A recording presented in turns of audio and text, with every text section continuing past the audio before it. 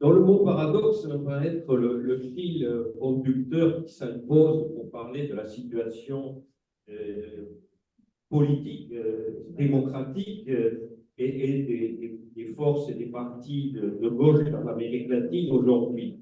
Alors, le premier paradoxe, c'est il a été posé par un certain nombre d'organismes qui observent, il y en a beaucoup dans le monde, bon, en Amérique, qui observent l'évolution de la démocratie en Amérique latine. L'un des plus connus est au Chili, il s'appelle Latin Barometro, et il a intitulé son rapport annuel, le dernier qui a été publié, sur régression de la démocratie en Amérique latine. Alors là, c'est le premier paradoxe, parce qu'ils ajoutent aussitôt régression de la démocratie, mais on considère que l'Amérique latine, au jour d'aujourd'hui, est le troisième espace démocratique du monde après l'Europe et l'Amérique du Nord. Il y aurait, selon la classification et les critères de Barométro, 76 pour 77% des régimes des différents pays d'Amérique latine qui rentreraient dans la case démocratie. Alors effectivement, si on s'en tient aux critères élection, depuis 2-3 ans, on peut dire que pratiquement dans tous les pays d'Amérique latine, on a voté, comme vous le savez, parce que ça, on en a beaucoup parlé de celle-là, on a voté en Argentine en 2023 avec le résultat que vous connaissez, l'élection d'un président d'extrême droite ultra-libéral. On a voté en Équateur, on a voté à Cuba au mois de mars, mais j'y reviendrai. On a voté au Guatemala au mois d'août, avec l'élection d'un président progressiste. Et il ne faut pas oublier non plus le référendum constitutionnel au Chili du 17 décembre dernier.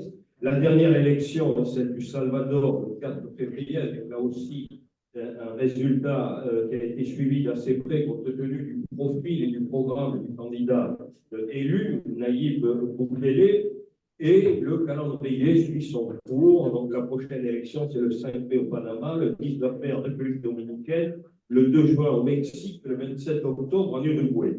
Donc il y a là un premier paradoxe. On vote, on vote, on vote, mais semble-t-il, la qualité du vote prête à discussion, puisque comme le dit la Barométro, il y a certainement d'autres éléments qui conduisent à ce diagnostic de régression de la démocratie en Amérique latine. Le paradoxe 2, c'est qu'il y a quand même des alternances. La preuve en est, c'est que vous avez sans doute entendu parler d'un concept qui, moi ne me convient pas en tant que concept explicatif, qui est celui des cycles. Alors, il y aurait des cycles de droite, des cycles de gauche, et dès qu'il y a 2-3 élections orientées vers un même résultat, vous avez dans la presse l'Amérique latine entre dans un cycle soit de droite, soit de gauche. Le seul intérêt de ce concept, qui est purement descriptif, c'est qu'il montre qu'il y a des alternances à gauche. Même si dans gauche, bon, on fait rentrer des choses qui sont assez disparates. Il peut y avoir le justicialisme argentin de centre-gauche, il peut y avoir Morena au Mexique, où il peut y avoir le Frente Amplio de Uruguay, le Parti des travailleurs au Brésil, qui sont quand même des gauches assez différentes les unes des autres. L'un dans l'autre, disons que lorsqu'il y a élection, on constate effectivement que ces gauches-là peuvent gagner, mais qu'elles ne restent pas au pouvoir. C'est ça qui est assez surprenant. On dirait, bon, cette idée de cycle induit comme une nécessité, je ne sais pas comment la qualifier, en tous les cas, elle n'est pas scientifique, qu'il y aurait, donc la roue tournerait nécessairement, effectivement, elle tourne et de façon de plus en plus accélérée. C'est le constat que l'on peut faire depuis en gros le rétablissement à la fin des dictatures, à la fin du siècle dernier, la fin des dictatures en Amérique latine. On a rarement des gouvernements qui arrivent à non pas faire réélire la même personne, mais faire réélire dans des conditions transparentes et normales le même courant politique. La caricature de ce phénomène, vous l'avez en Argentine, Christina Kirchner, justicialiste, puis Macri, libéral, puis ensuite Fernandez, de nouveau justicialiste, et aujourd'hui un président d'extrême droite. Donc là, il y a quelque chose à creuser, il y a une question à poser. Ensuite, le dernier constat, mais là qui vient, c'est une simple observation, même si elle est superficielle, mais qui vient quelque part confirmer le diagnostic de la team Barométro, on constate qu'il y a une droite et une extrême droite qui est de plus en plus non seulement qui est prête à alterner quand le moment vient, mais qui crée des structures d'alliance, des fronts communs.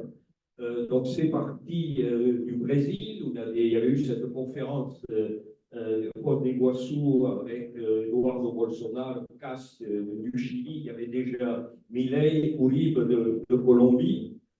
Quelques temps plus tard, le parti d'extrême droite espagnol, Vox, a lancé le Forum de Madrid, qui organise, une lettre a été envoyée à un certain nombre de partis politiques très à droite en Europe, d'ailleurs, comme en Amérique latine. En Europe, ça a été signé, cette lettre, par Marion Maréchal Le Pen, par l'actuelle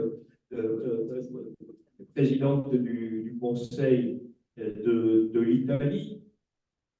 En Amérique latine, on retrouve ce qui était à la conférence de Foz do Iguaçu, et on a retrouvé les mêmes il y a quelques jours aux États-Unis, à la conférence des partis conservateurs organisée régulièrement depuis 1973 par le Parti républicain. Il y avait deux invités d'honneur, Milei, l'Argentin, Bukele du Salvador, Eduardo Bolsonaro, représentait l'opposition d'extrême droite brésilienne, Cast, et Vox, donc l'espagnol. Donc on constate, il le revendique d'ailleurs, il dit bon, le communisme, comme ils disent, est organisé dans le forum de São Paulo. Donc, nous aussi, on doit prendre le modèle sur cette structure-là et s'organiser. Ce qu'ils sont en train de faire, ils ont organisé un réseau qui va bien au-delà des réseaux des partis démocrates chrétiens, des partis libéraux qui existent. Ils continuent à exister, mais ils ont une activité extrêmement discrète. Là, il s'agit de l'extrême droite latino-américaine et européenne qui construit des ponts d'un continent à l'autre et qui se structure comme un réseau d'entraide mutuelle. Le deuxième élément préoccupant, c'est la militarisation croissante des pouvoirs en Amérique latine, qu'ils soient d'ailleurs de droite ou de gauche, une militarisation qui est très différente de celle du siècle, la fin du siècle dernier, puisque les militaires sont installés dans des positions de pouvoir administratif et civil par des autorités élues civiles. On sait, par exemple, qu'à l'époque de Bolsonaro présidait le Brésil, il avait appelé un certain nombre de généraux à occuper des ministères, jusqu'à 40 et 50% du nombre de ministres du gouvernement brésilien, et un certain nombre de colonels ont occupé des places de hauts administrateurs dans un certain nombre de ministères clés. Cette tendance, on la retrouve aussi, bien que ça paraisse assez surprenant compte tenu de la campagne électorale qu'il avait menée en 2018 au Mexique, où Andrés Manuel López Obrador non seulement a confié des tâches de sécurité intérieure à l'armée, confirmant la politique suivie depuis 2006 par ses prédécesseurs, qui étaient démocrates chrétiens de droite ou du PAN ou du PRI, le parti officialiste mexicain. Donc, il a confirmé cette place, et au-delà, il a, un peu sur le modèle égyptien, confié des grands secteurs économiques à des généraux, les travaux publics, les douanes, la gestion des aéroports, donc ce qui a suscité d'ailleurs un certain nombre de remarques critiques de la part du secteur des travaux publics classiques mexicains. On constate, alors pour des raisons sécuritaires, la même dérive et combien au Salvador, puisque depuis mars 2022, la police et les forces armées ont tous les droits,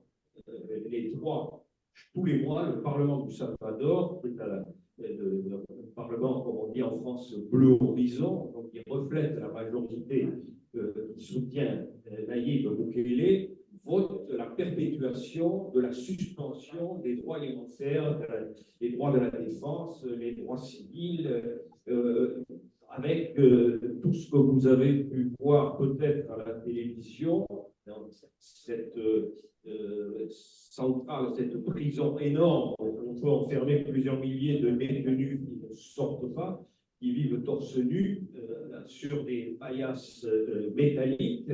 Mais il y a aussi la possibilité pour les forces armées, la police, d'arrêter quiconque sans justification dans la rue et sans avoir le droit à un avocat avant une quinzaine de jours. Donc on a là vraiment une dérive policière et militariste qui est peut-être un peu différente de celle du Mexique, mais finalement, on a une convergence, le constat qu'un certain nombre de gouvernements, je ne parle pas du Nicaragua, notre ami ici présente le fera beaucoup mieux et de façon plus précise que moi, mais on a un constat assez généralisé d'un recours à la force plutôt au débat, plutôt qu'à la recherche de compromis pour régler un certain nombre de problèmes fondamentaux qui se posent à toutes les sociétés.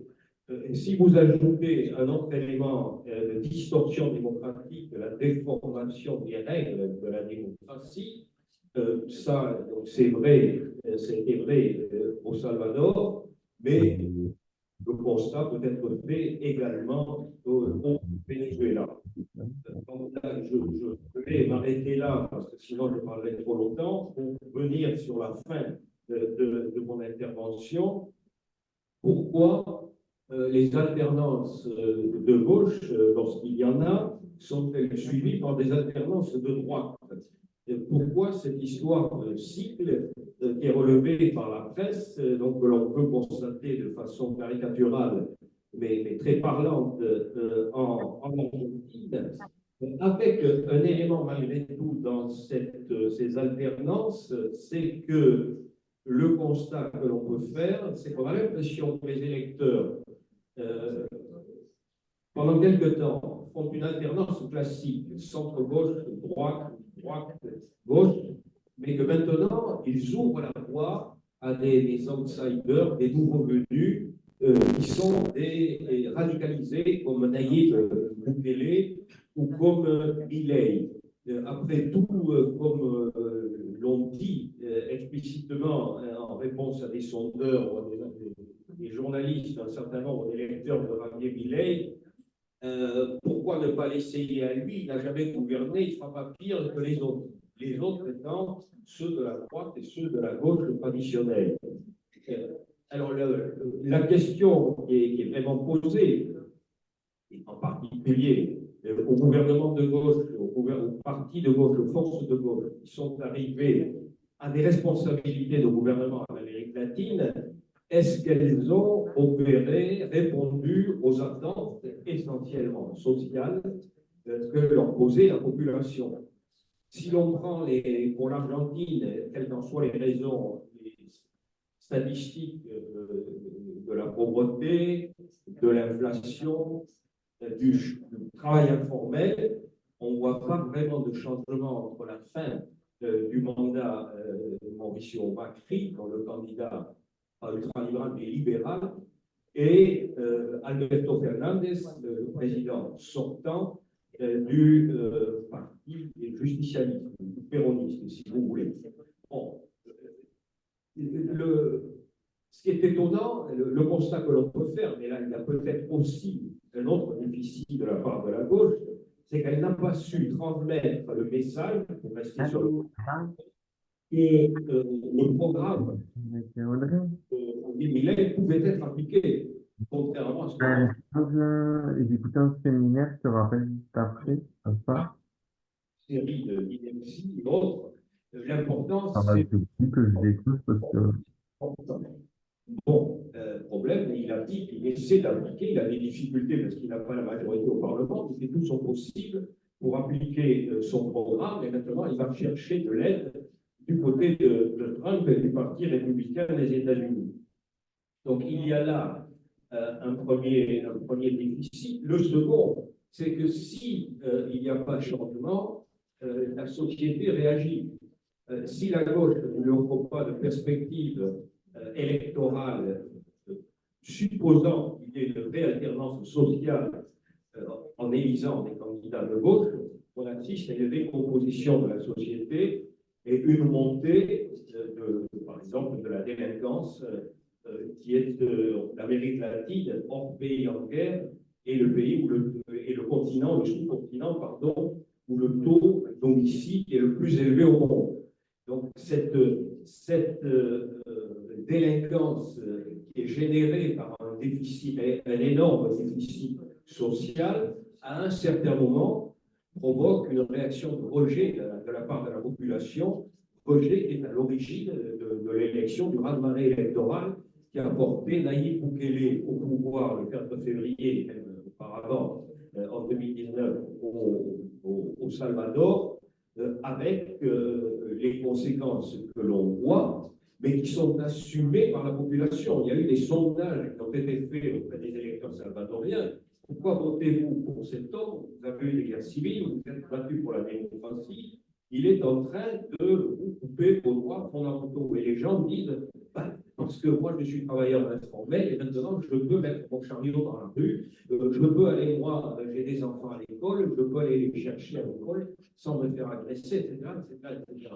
Donc voilà, là, je suis arrivé au bout de mon, même un petit peu dépassé, les paradoxes que je voulais poser et les défis, il me semble important, que devraient relever les forces de gauche en Amérique latine, qui est celui d'analyser pourquoi les changements promis, attendus par la population, n'ont pas été au rendez-vous, et essayer d'analyser, de comprendre pourquoi, d'une élection à l'autre, ce déficit se reproduit et on a des alternances qui sont portées plutôt par le rejet de l'échec du sortant de droite. Donc voilà l'interrogation principale qui me semblait intéressante à poser. J'ajouterais que cette problématique, malheureusement, n'est pas propre à la seule Amérique latine. On pourrait la poser également chez nous et en Europe en général. Merci.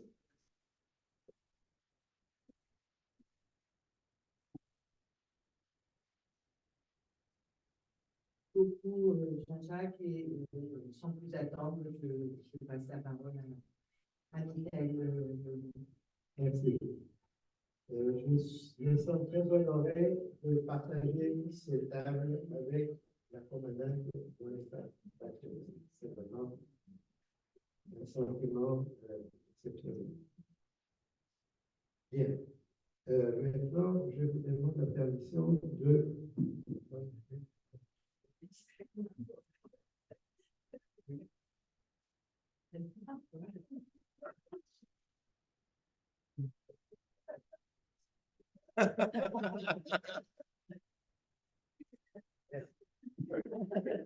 Bien. Je vais faire quelques remarques un peu générales sur la montée de l'extrême droite en Amérique latine. Mais avant, il faut dire que c'est un phénomène planétaire. C'est vraiment, on assiste à un essor spectaculaire de forces d'extrême droite dans tous les continents. Et qui gouverne déjà plusieurs pays. Juste pour mentionner quelques exemples, Modi en Inde, Orban en Hongrie, Erdogan en Turquie, Meloni en Italie, Milei en Argentine, etc. Une liste longue où il y a évidemment le cas Ortega en Nicaragua, qui est particulièrement tragique parce que c'est la trahison de ce qui a été une véritable révolution. Et puis, il y a ceux qui ont été au pouvoir, qui menacent de revenir. C'est Trump aux États-Unis, Bolsonaro au Brésil, etc.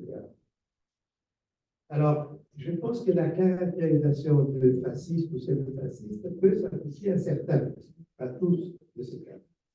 Mon ami Enzo Traverso parle de post-fascisme, et qui peut être utile parce qu'il y a à la fois une continuité et une différence. Moi, j'utilise plutôt le concept de néofascisme pour désigner à la fois la nouveauté et la tendance. Par contre, le terme de populisme, utilisé par certains politologues médias, me semble parfaitement incapable de rendre compte de ce phénomène. Au contraire, il sème la confusion. Effectivement, en Amérique latine, dans les années 30 jusqu'aux années 60, on a eu des phénomènes qu'on peut caractériser comme populistes, comme le vaguisme, le péronisme, etc. Mais ce qu'on désigne maintenant le phénomène de Millet ou Bolsonaro populisme, c'est de la confusion. On dit que le populisme, c'est une position politique qui prend le parti du peuple contre les élites. C'est valable pour n'importe quel parti. Je ne connais aucun parti politique qui ne dit pas ça. C'est un pseudo-concept, et si on l'applique à ces partis d'extrême droite, ça finit par les rendre légitimes, sinon sympathiques, en évitant le mot qui fâche comme racisme, xénophobie, fascisme, extrême droite. Alors, est-ce qu'il s'agit d'un retour aux années 30? Je ne pense pas. C'est un phénomène très différent de ce qui a été le fascisme des années 30, qui était de régime néocorporatiste, point de vue national corporatiste, point de vue économique, et pas du tout néolibéraux, comme c'est le cas actuellement. Et puis, bon, il y avait des grands partis de masse, tout ça, on ne trouve plus maintenant. Et donc, ce n'est pas du tout la répétition de la même chose. Bon, je passe maintenant à l'Amérique latine. Alors là, on trouve une série de régimes autoritaires, c'est évident. On a mentionné le Nicaragua, on a mentionné le Salvador, Bukele, on a ajouté le Pérou, c'est une semi-dictature militaire, etc. Mais je pense que le principal axe de l'extrême droite, qui est vraiment néofasciste, c'est le cône sud. Et les principaux exemples sont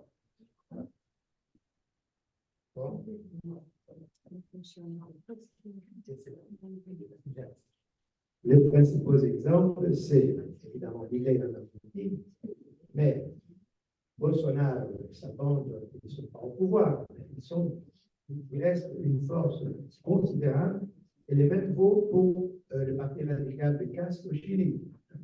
Ce sont des forces, des candidats sérieux au pouvoir.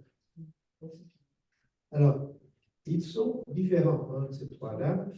Milei est, comme vous savez, fanatiquement ultra-libéral. Bolsonaro est le plus attaché à l'héritage de la dictature militaire. Et José Antonio Castro, je dis, est celui qui a des racines culturelles dans le nazisme. Malgré la différence, ces phénomènes, ces personnages et leurs mouvements ont plusieurs choses en commun. Premièrement, évidemment, l'autoritarisme. Il y a le culte de l'homme fort, du chef qui va restaurer l'ordre, et l'autoritarisme dans le sens de la revendication de l'héritage du régime militaire, de dictature militaire, en Chili, au Rwanda. En même temps, une idéologie répressive, les cultes de la violence policière, l'appel au rétablissement de la peine de mort et la politique de distribuer des armes à la population pour qu'elle puisse, entre guillemets, se défendre contre les criminels.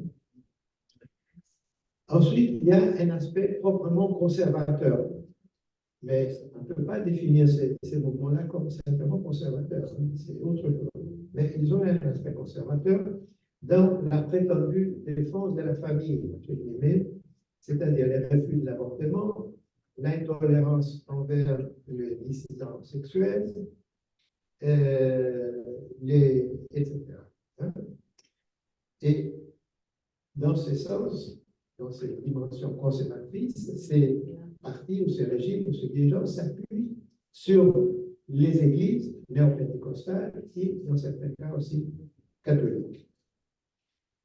En même temps, ces développements, comme nous savons tous les trois, néolibéraux, qui sont la plus débridés, tous prônent le démantèlement des services publics, la privatisation, la marchandisation générale, l'aliment sur les FMI et, dans le cas argentin, même la dollarisation. Ces mouvements, partis et gouvernements partagent la haine de la gauche, des syndicats, des mouvements sociaux, notamment le féminisme et l'écologie. Alors, l'écologie, c'est un de leurs ennemis préférés parce que leurs discours et leurs pratiques sont fondés sur les négationnismes. Ce n'est pas du climato-scepticisme, c'est du climato-négationnisme. C'est-à-dire qu'ils prétendent que le changement climatique n'existe pas ou qu'il est provoqué par les changements de position du soleil ou de son patron. C'est évidemment totalement absurde, mais ça fait partie de leur idéologie. Et il s'ensuit les refus de prendre des mesures écologiques minimales, d'autres gouvernements prennent. Et surtout, c'est une politique d'attaque violente contre les communautés indigènes, c'est-à-dire ceux qui sont les protecteurs de la force. Donc, les soutiens aux grandes entreprises agrocapitalistes qui détruisent les forêts, l'intervention de la police et de l'armée pour les aider, et l'expulsion, et dans certains cas, le massacre des communautés indigènes. Voilà un peu le tableau de ces gouvernements, dans le cas argentin, et candidats à l'élection au pouvoir dans le cas du Brésil, et les candidats au pouvoir dans le cas du Chili. Bien, certains aspects de cette liste, on les retrouve aussi ailleurs. On les retrouve au Nicaragua, on les retrouve à El Salvador, etc. Bien. Alors, qu'est-ce qu'on peut faire? Comment lutter? Ben, évidemment, il faut construire de larges coalitions en défense des libertés démocratiques, qui incluent toutes les forces de gauche, les syndicats, les mouvements sociaux, etc., les mouvements féministes et écologistes. Il faut aussi dire que tous ces régimes ont quelque chose à voir avec la logique du système capitaliste. Parce que c'est le système capitaliste qui produit et reproduit périodiquement les dictatures, les coups d'État, les régimes à caractère néofasciste, etc. Et j'aime toujours citer Max Horkheimer, un des penseurs de l'école de Francfort, le plus important, qui disait dans les années 30, si vous ne voulez pas parler du capitalisme, vous n'avez rien à dire sur le fichier. Maintenant, le problème qui se pose pour les antifascistes ou la gauche en Amérique latine, c'est que ces régimes, ces dirigeants politiques ou ces mouvements ont une base sociale large, une base populaire. C'est évident en Argentine, c'est le cas au Brésil aussi. C'est en partie le cas au Chili. Donc, voilà, le problème, c'est pas simplement de croire aux manœuvres, effectivement, des secteurs, des classes dominantes, des élites, etc. Mais le grand défi, c'est comment reconquérir la confiance de ces masses populaires. C'est ça la bataille, parce que ces dirigeants politiques et ces régimes ont réussi à tromper des secteurs importants des classes populaires. Enfin, on peut espérer qu'il pourra gagner cette bataille, et je voudrais conclure en rappelant une célèbre phrase d'Abraham Lincoln que je trouve très actuelle pour l'Amérique latine. Alors, qu'est-ce que disait Lincoln? Vous connaissez peut-être. On peut tromper une partie du peuple tout le temps, On peut tromper tous les peuples une partie du temps, mais on ne peut pas tromper tous les peuples tout le temps. C'est ça notre pari. Merci.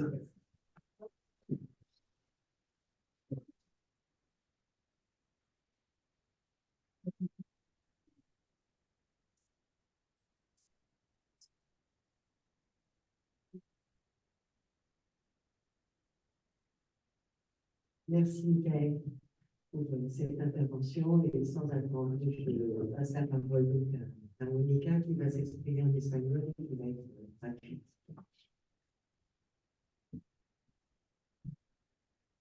On va partager le micro où je parlerai assez fort. Vous direz si vous ne m'entendez pas, parce qu'il me reste deux voix. Es para mí un honor C'est un grand honneur pour moi estar aquí con Miquel Levy d'être à côté de Michael y con Daniel avec Jean-Jacques Polanski y con todos et ustedes, avec vous tous. ya casi por finalizar una gira por varios países europeos, Je suis presque à la fin d'une tournée dans plusieurs pays européens.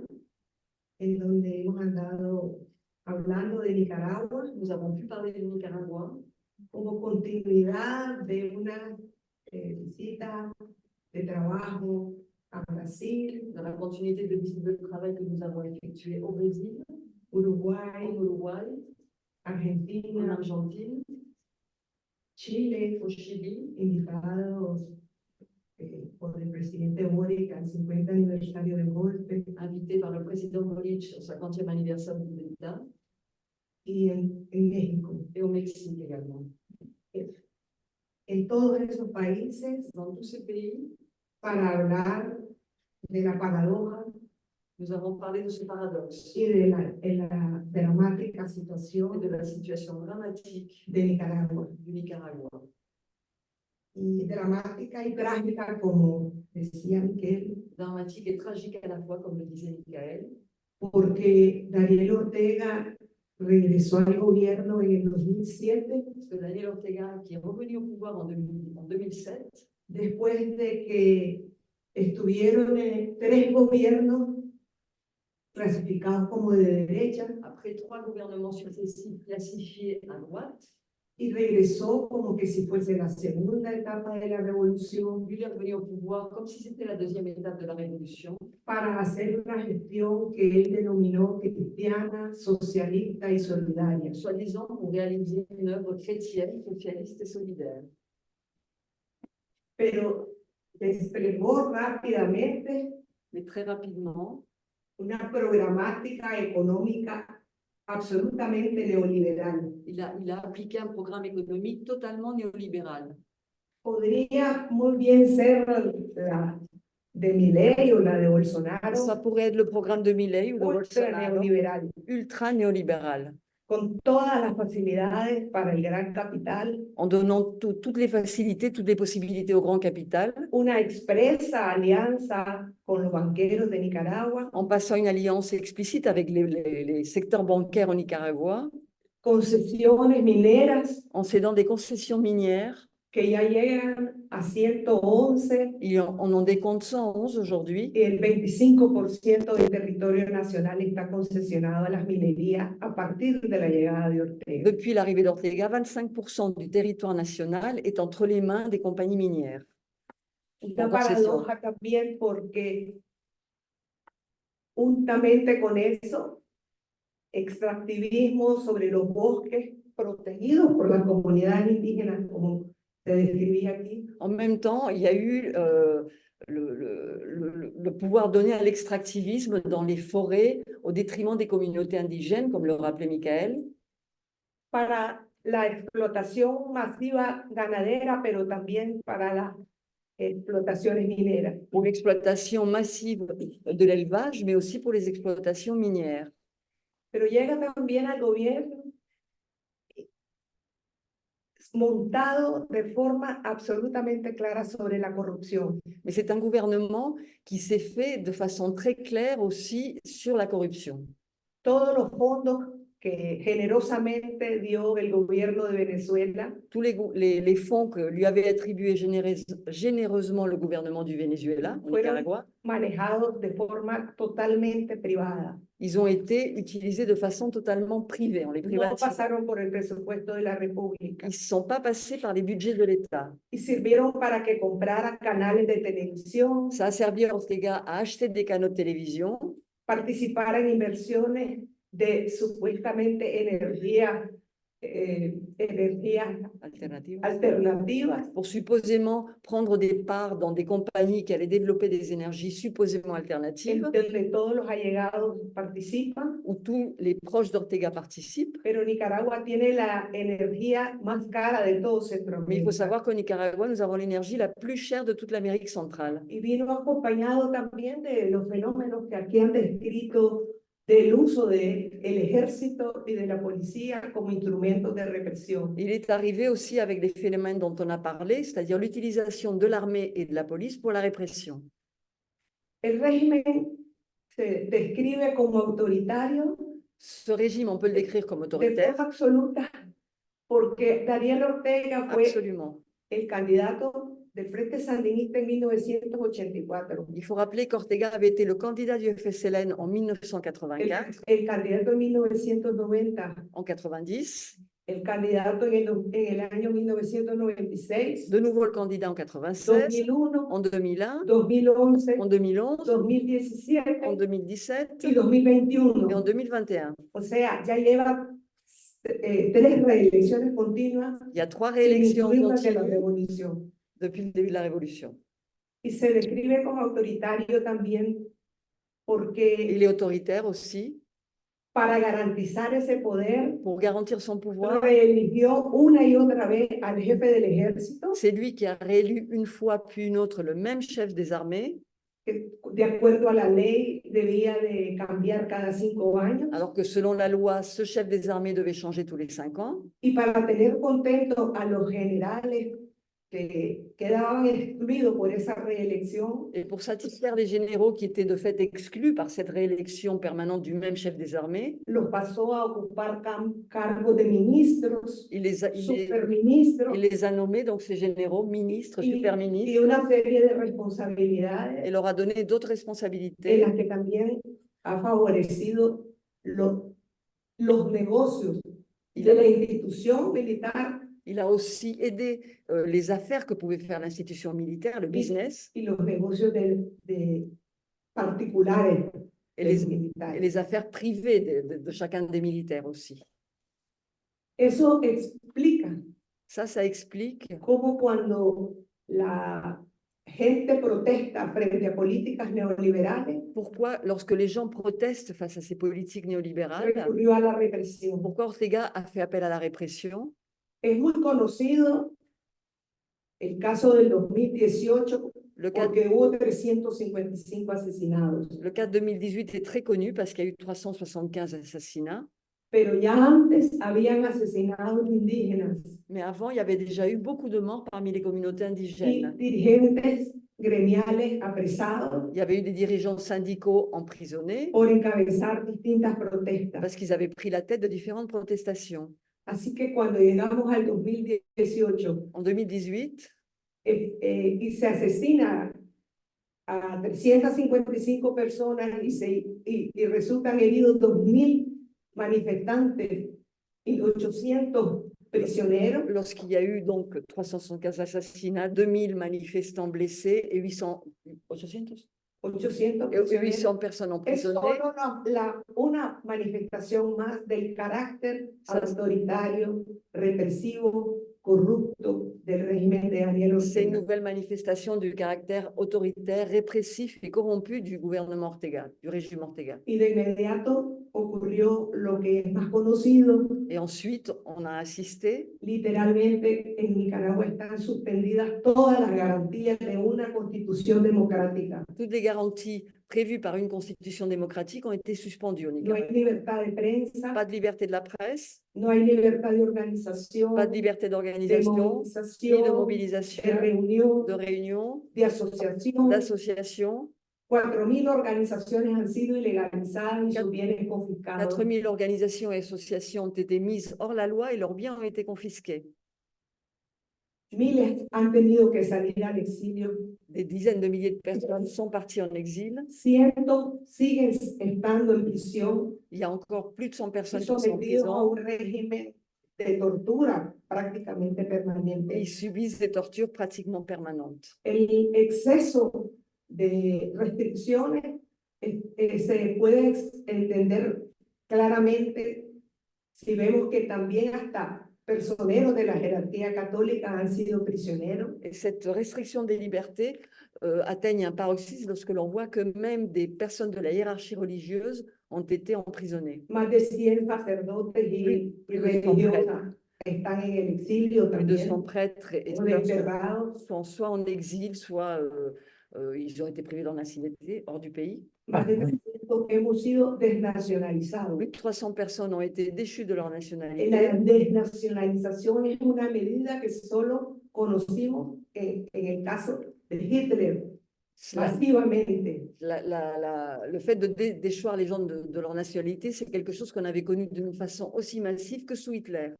Los bienes de los desnacionalizados han sido confiscados. Les biens de ces personnes qui ont perdu leur nationalité ont été E confisqués. incluso los adultos mayores Et hemos sido privados de nuestra pensión de jubilación. pour les plus âgés, nous avons perdu nos pensions de retraite. Ese es un régimen no solo autoritario, C'est un régime qui n'est pas seulement autoritaire, un régimen represivo, répressif, un régimen neoliberal, néolibéral, lamentablemente que se presenta y se sigue presentando al mundo como de izquierda, qui se présente malheureusement devant le monde comme un régime de como gauche, antiimperialista, comme étant anti-impérialiste, aunque las políticas mais principales son del lado de los Estados Unidos. même si les politiques qu'il prend sont celles qui plaisent aux États-Unis, vont du côté El des États-Unis. 60% del comercio de Nicaragua es con Estados Unidos. 60% du commerce du Nicaragua se fait toujours avec les États-Unis. Los Estados Unidos siguen invirtiendo no solo en las actividades de las maquilas, sino en otras actividades Les económicas. États-Unis continuent d'investir pas seulement dans les zones franches, mais également dans d'autres activités économiques. Porque al fin y al cabo, En fin de compte, lo que identifica todos estos regímenes ce qui caractérise tous ces régimes, es que defienden los intereses de minorías c'est qu'ils défendent les intérêts y de de las minorités, élites, des élites. porque al final de En cuentas, fin de compte, América Latina sigue siendo el país más desigual, es el continente más desigual. l'Amérique latine est toujours le continent le plus inégalitaire. Hace unos días leí que América Latina es el país en donde más se heredan multimillones.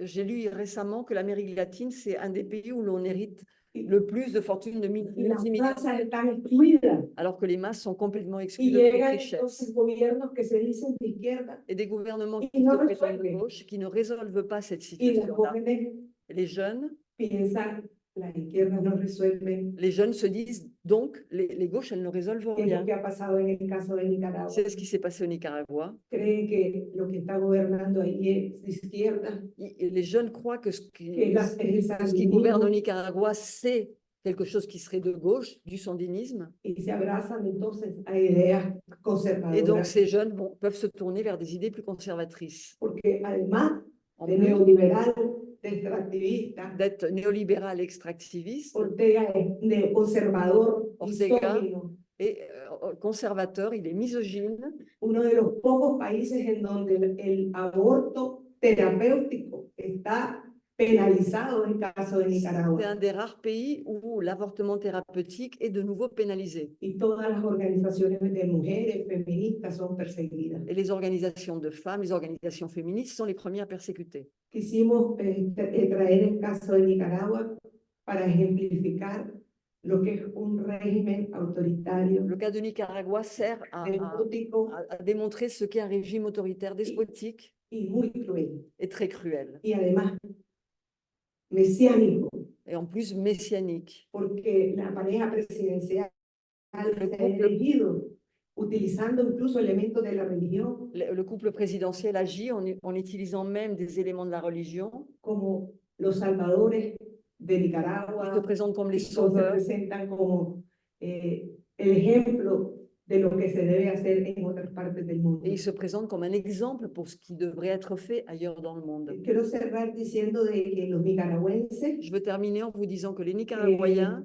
venimos de una historia de lucha, nous venons d'une histoire de lutte, de enfrentamientos victoriosos d'avoir contra la dominación extranjera como Sandino, affronté d'avoir triomphé contre des dominations étrangères. C'était le cas de Sandino, du général Sandino. y que hemos sufrido una y otra dictadura. Nous avons souffert plusieurs dictatures. Estamos seguros que y estamos absolutamente convencidos Nous sommes convaincus que la mayoría de la humanidad que desea el cambio, que la majorité de la population dans le monde veut des changements, como la mayoría de los nicaragüenses que desean un cambio, comme la majorité des Nicaraguayens qui veulent un changement. vamos a vencer Nous sommes sûrs que nous este vaincrons. mundo que parece tan complicado, Nous allons tan remporter, absurdo a veces vaincre ce y monde tan qui nous paraît paradójico, como decía nuestro querido compañero si expositor. compliqué, si absurde et si paradoxal, comme cela a été décrit par les précédents Somos intervenants. de los optimistas Nous sommes optimistes y somos de los convencidos de que la humanidad va a lograr resolver todos estos problemas. nous sommes convaincus et optimistes et nous espérons que l'humanité va pouvoir résoudre tous ces problèmes. Merci beaucoup.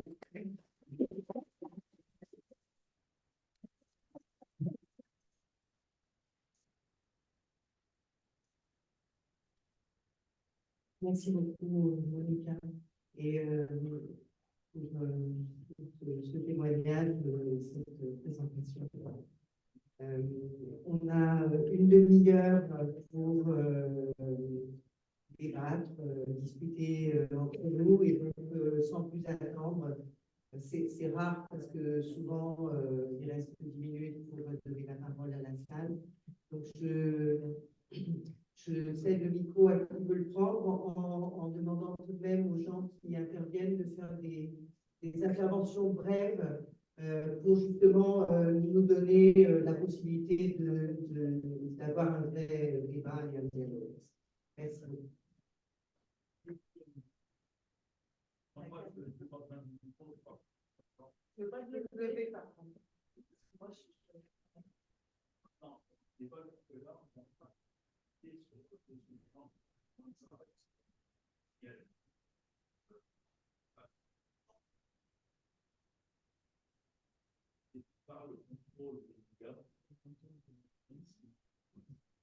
Le contrôle des médias est pour moi absolument fondamental dans les différents événements qui sont succédés depuis ces dernières années. On voit que les soutiens de l'extrême droite et ce qu'on pourrait appeler les oligarchies dominantes dans le continent ont mis la main basse sur tous les médias et contrôlent le peuple à partir de ça. Ensuite, il y a l'impact de plus en plus important des sectes évangélistes, pentecôtistes, religieux de tout poil, qui aiment énormément, qui sont présentes un peu partout, dans les quartiers, un peu partout, et qui ont un poids énorme maintenant dans le continent. Peut-être pas partout pareil, mais dans certains pays, c'est un poids énorme. Et voilà, c'est deux éléments qui me semblent importants de souligner. Voilà.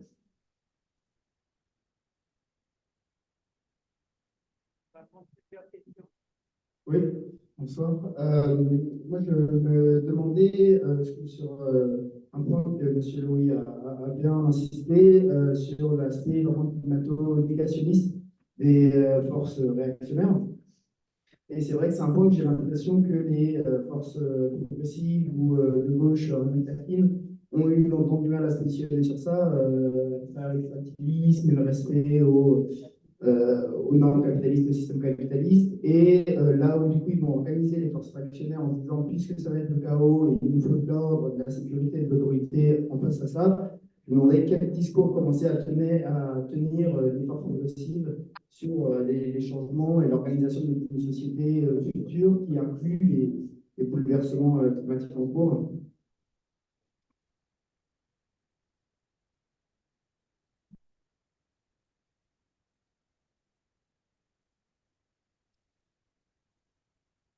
Bonsoir. J'ai été assez étonné de voir dans la liste des élections qu'il y a eu l'année dernière, l'élection constitution cubaine. Parce que quand il y a un seul parti qui se présente aux élections, moi, ça s'appelle peut-être un vote qu'on met dans une urne, mais pas une élection.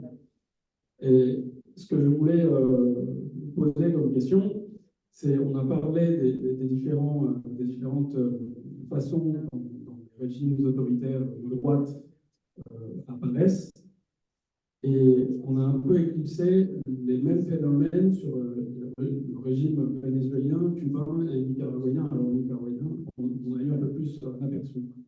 Et je reste toujours étonné lorsqu'il y a des interventions comme ça, à quel point on fait l'impasse sur le fait que le régime cubain, le régime nicaraguayen et le régime vénézuélien sont issus de la même racine.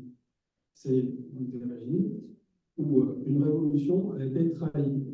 Dire aujourd'hui même que Ortega est de gauche, moi je ne suis pas convaincu que ça soit même pertinent. Et il y a quand même un point qui est commun entre ces trois régimes et les régimes de droite dont on a pu parler, c'est leur soutien indéfectible au régime de Vladimir Poutine. Et ça, c'est quelque chose qui est quand même assez commun et qui est toujours mis de côté. Donc, est-ce que pour vous, aujourd'hui, le régime vénézuélien, le régime cubain sont tout aussi autoritaires que celui de Daniel Ortega et ceux du reste de l'Amérique latine?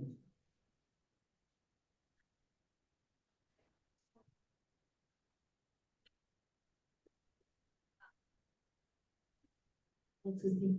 Je vais m'adresser en espagnol y ensuite je traduirai parce que me adresé avant tout a las invité. Entonces, muchas gracias por estar aquí, muchas gracias para compartir todo lo que has compartido sobre Nicaragua, muy interesante, creo que es súper importante de visibilizar todo esto. Tenía una pregunta para ti, como exiliada, ¿cómo has vivido este proceso de exilio? ¿Cómo has vivido la situación de opresión y represión del Estado nicaragüense? Si podéis contar un poco sobre tu experiencia personal y propia, sería genial compartir cómo vives así. Et donc, je voulais traduire. Donc, j'ai demandé à notre invitée, déjà je remercie, et qu'elle nous raconte un peu son expérience en tant qu'exilée et aussi la répression et l'oppression qu'elle a subie par son État. On peut rester sur ces questions-là encore? Eh bien voilà. Et comme ça, le micro revient par la table et on peut avoir une première série de réponses. Moi, j'aurais aimé demander aux intervenants, en fait, quel lien ils font justement entre l'extractivisme et qui n'est qu'un avatar du développementisme en fait effréné et justement le durcissement de politiques autoritaires dans les pays concernés, qui sont beaucoup, et là aussi on observe en fait très peu de différence entre les gouvernements qui sont étiquetés comme progressistes et ceux qui ne sont étiquetés comme non progressistes, voire franchement de droite. Et je voudrais préciser, effectivement, Monica l'a dit, que la question de l'extraction de l'or au Nicaragua est devenue vraiment un sujet majeur. Et puis aussi faire une précision après ce qu'elle a dit sur les médias. En fait, au Nicaragua, il n'existe plus de presse écrite, plus du tout. C'est un pays où la presse écrite a complètement disparu.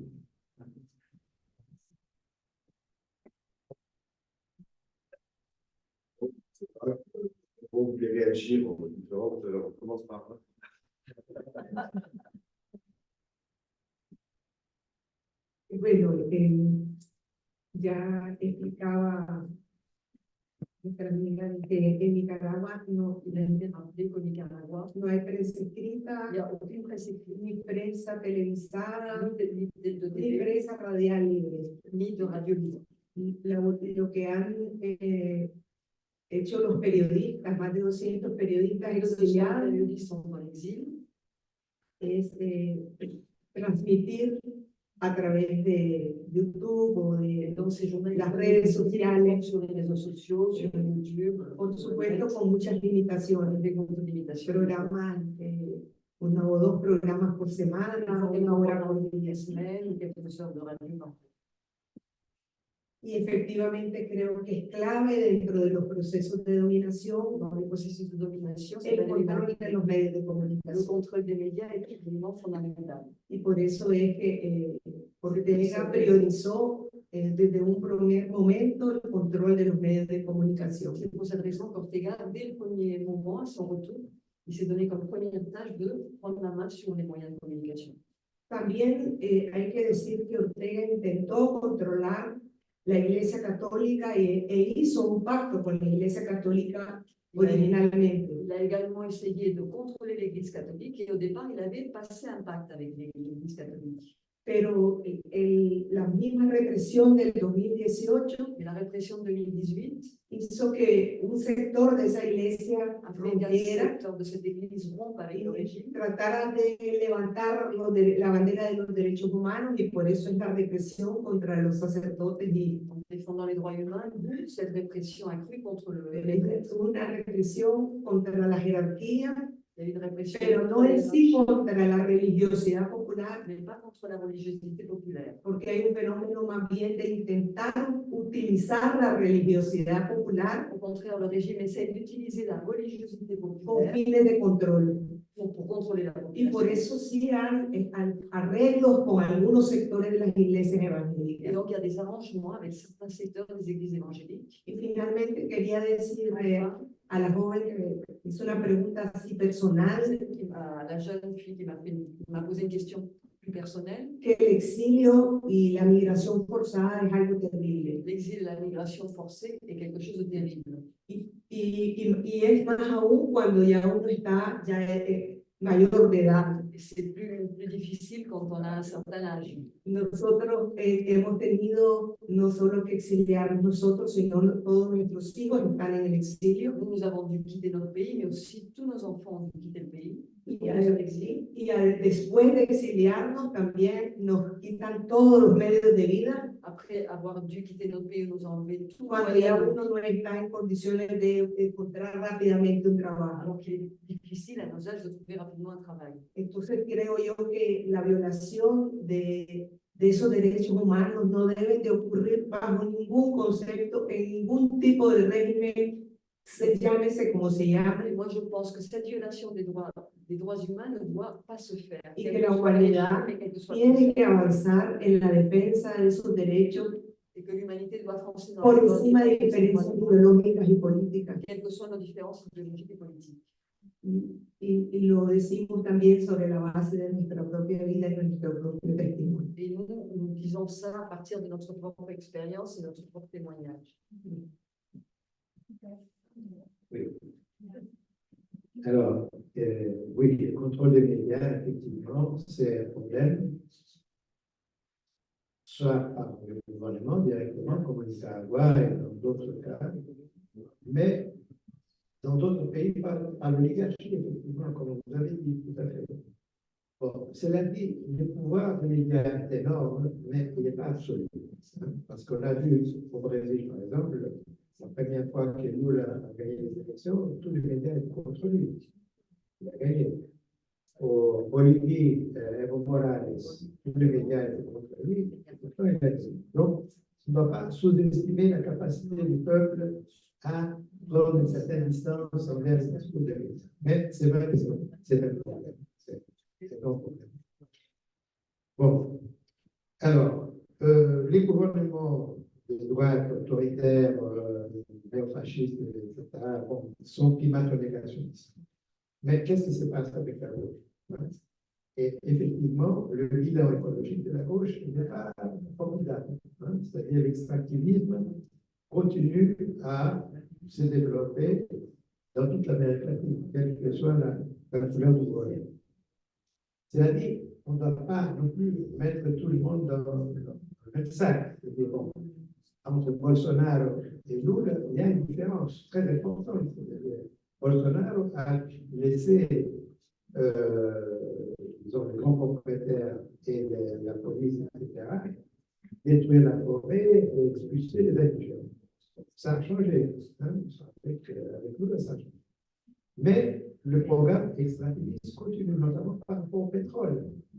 Maintenant, il y a un projet d'extraire le pétrole brésilien près de l'embouchure de la rivière Amazon. C'est une catastrophe.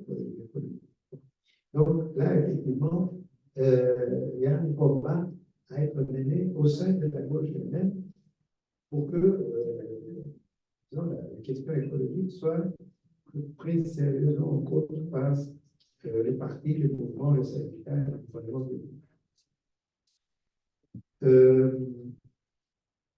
Bon, je ne veux pas entrer dans une discussion qui va, là je dirais qu'il ne faut pas tout mélanger. Je suis d'accord qu'à Cuba, il y a un déficit démocratique.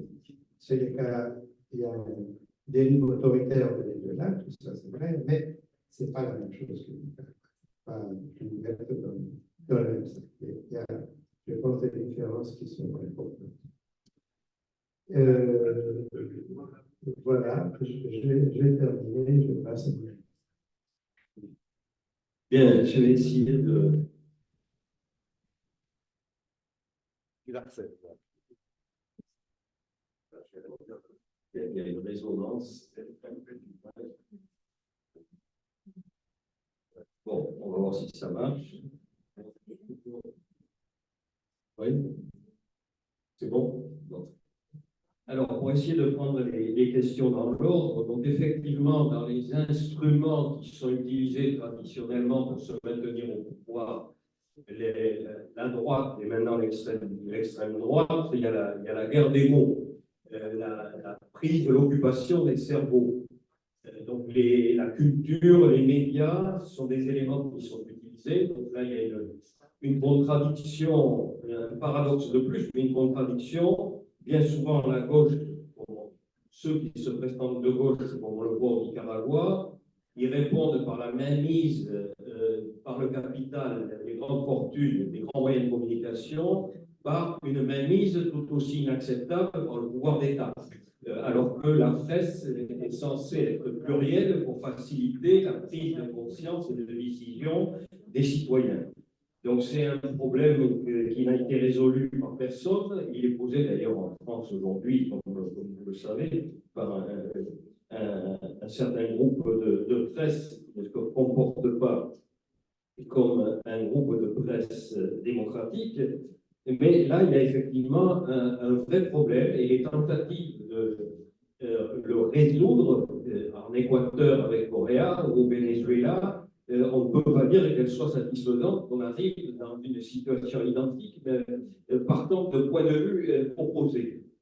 Alors la question est ouverte, c'est une des questions que devrait résoudre si on avait une gauche responsable avant de se lancer dans la bataille politique.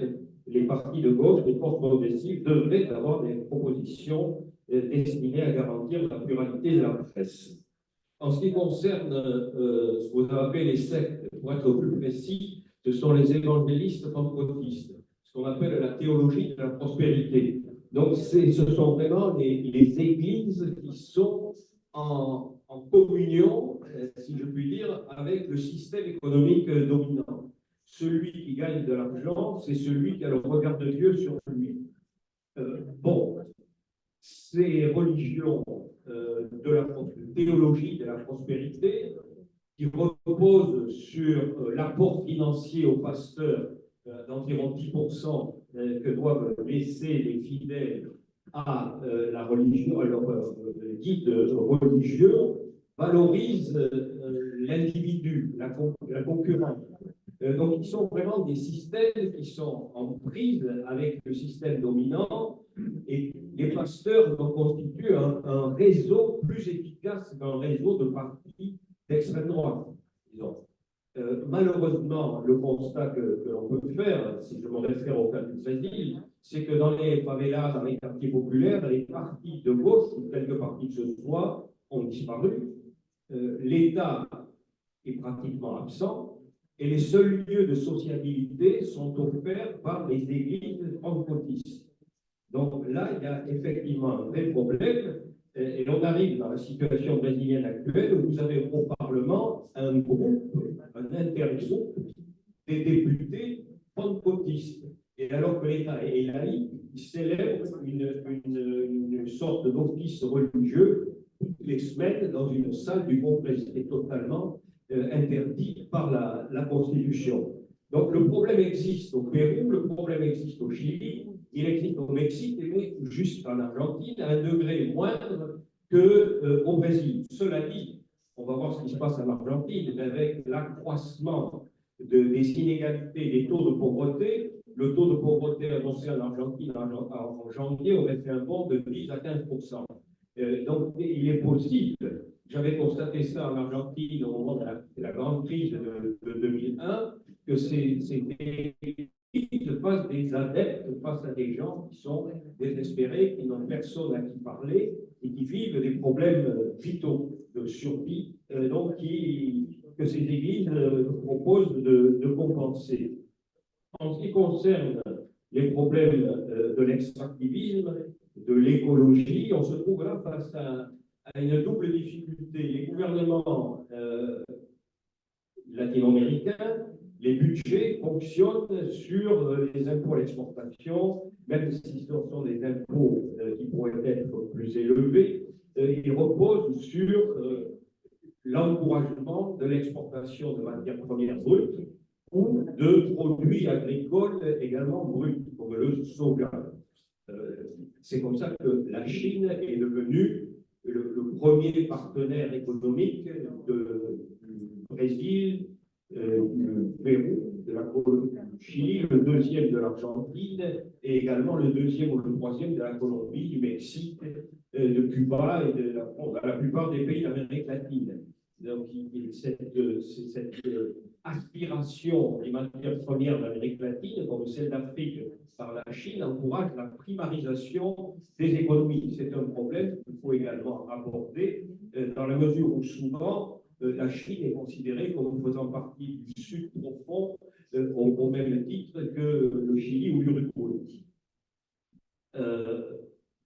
Autre problème pour les gouvernements progressistes lorsqu'ils arrivent au pouvoir, comment est-ce que je vais pouvoir faire du social?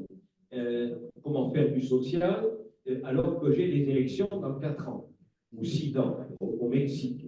Donc il faut que j'affiche les résultats. Alors on sait que dans le premier mandat du président Lula, il a obtenu effectivement, il a sorti de la pauvreté 40 ou 50 millions de personnes, mais l'argent, où il l'a trouvé chez les agro-exportateurs de soja et qui ont beaucoup les exportations de fer également vers la Chine, donc en encourageant des systèmes économiques qui sont assez peu respectueux de l'environnement. Le président du Mexique, Andrés Manuel López Obrador, il y a 2 ou 3 ans, a été très clair. Il a dit qu'on ne m'embête pas avec ces histoires d'environnement, c'est des histoires de pays riches. Moi, j'ai besoin d'argent pour faire de la politique sociale. À l'inverse, Gustavo Petro, en Colombie, a fait campagne et essaye de faire un développement plus respectueux de l'environnement. Donc, il avait annoncé pendant sa campagne électorale qu'il allait suspendre, arrêter toutes les activités d'extraction pétrolière, charbonnière, etc. Arrive au pouvoir, il se trouve face à la même équation que ses voisins, et donc il a rectifié le tir en disant il n'y aura pas de nouvelle prospection, mais on maintient les contrats en cours. Ensuite, Ecopetrol, la société pétrolière d'État, ne fera pas de prospection en Colombie, mais si elle veut en faire au Venezuela ou au Brésil, il n'y a pas de problème. Donc on se trouve face à des acrobaties.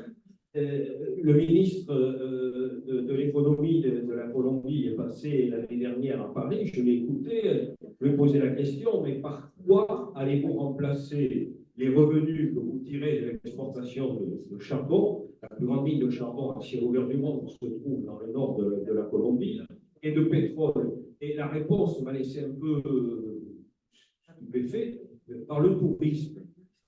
Quand on connaît, à supposer que les flux touristiques arrivent à compenser le manque à gagner tiré de la suspension de l'extractivisme, quand on connaît la situation d'insécurité chronique que connaît la Colombie, on voit pas comment il pourrait y avoir des flux massifs de touristes arrivant en Colombie. Bon, le président Lula, qui est arrivé au pouvoir au Brésil, s'est rendu à Sharm el-Sheikh à la COP et il a annoncé, il a mis l'accent sur le fait qu'il allait mener une politique anti-déforestation en Amazonie. Mais il n'a pas dit qu'il suspendrait l'extractivisme, il n'a pas dit qu'il suspendrait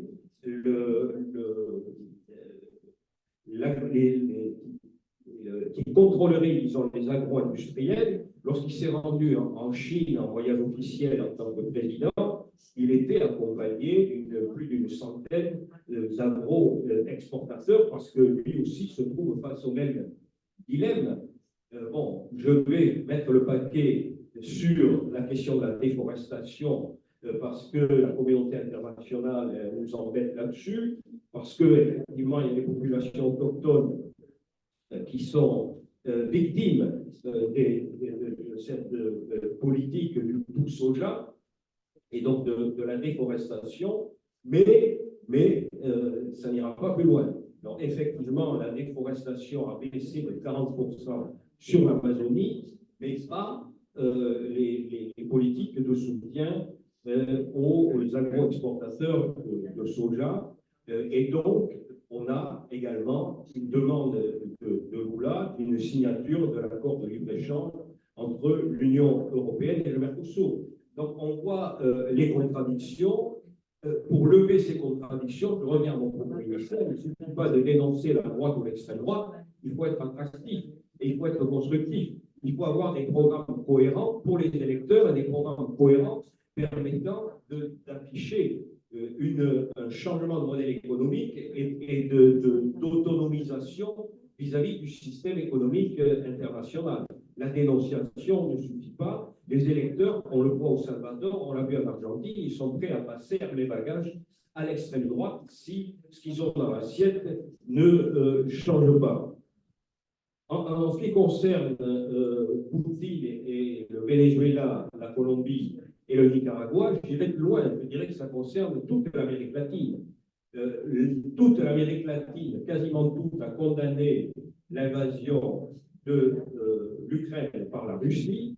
On ne voit pas comment ils auraient pu en être autrement, ayant été eux-mêmes victimes, comme l'a dit le président mexicain. Nous avons souffert nous-mêmes d'invasions étrangères. Il y a même un musée des invasions étrangères à Mexico, avec une salle aux États-Unis, une salle en France.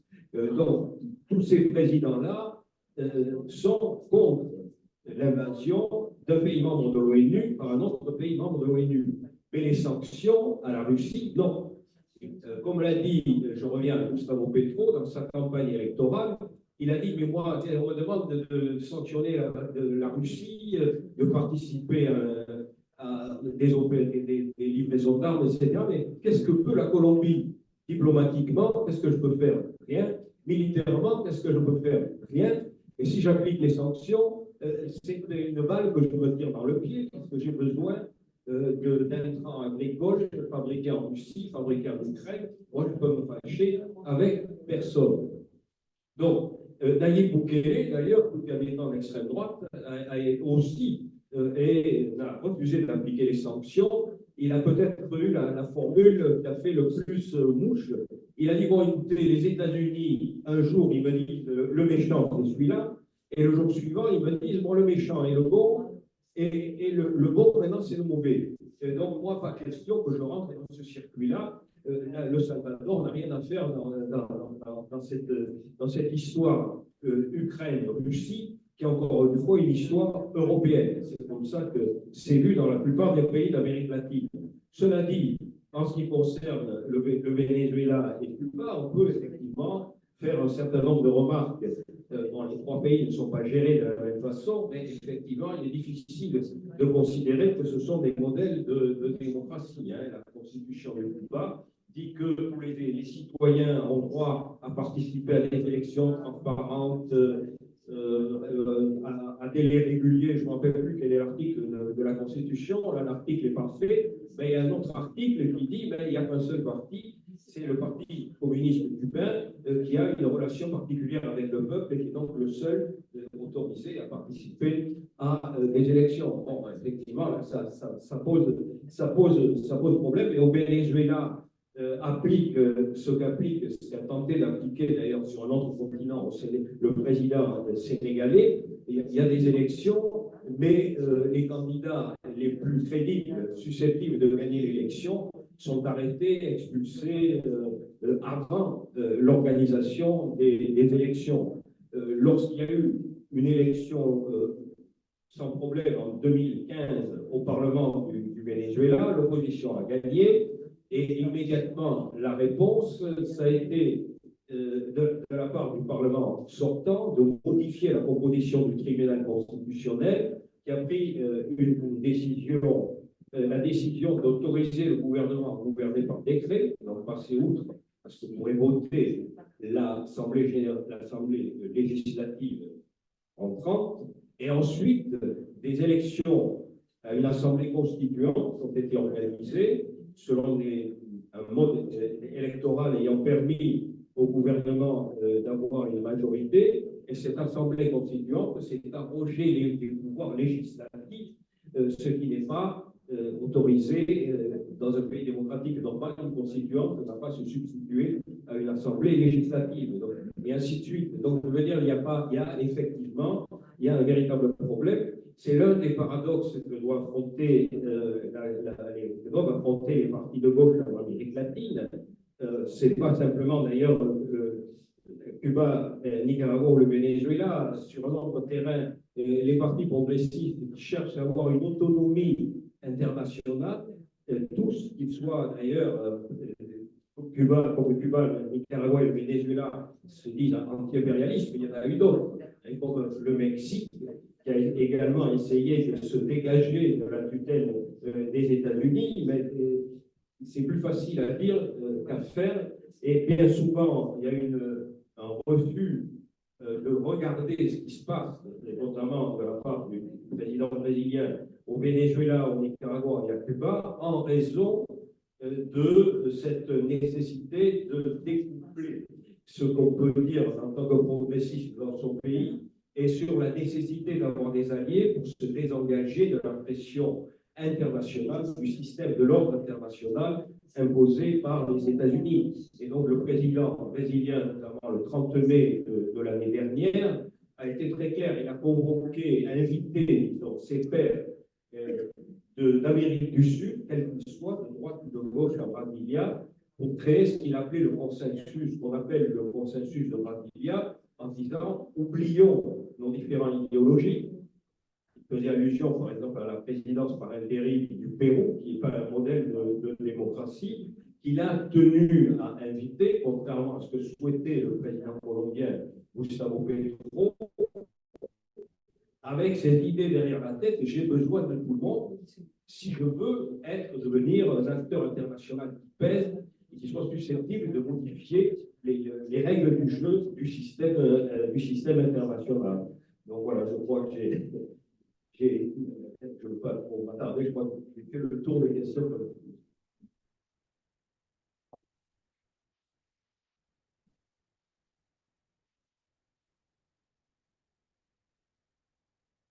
Malheureusement, la Maison de l'Amérique latine est très stricte sur les horaires et on va pouvoir terminer. Je vous remercie encore une fois et je vous invite donc à prendre note d'une prochaine rencontre sur le même sujet avec d'autres intervenantes et intervenants. Et la possibilité, espérons-le, de débattre encore et peut-être plus encore. Bonne soirée.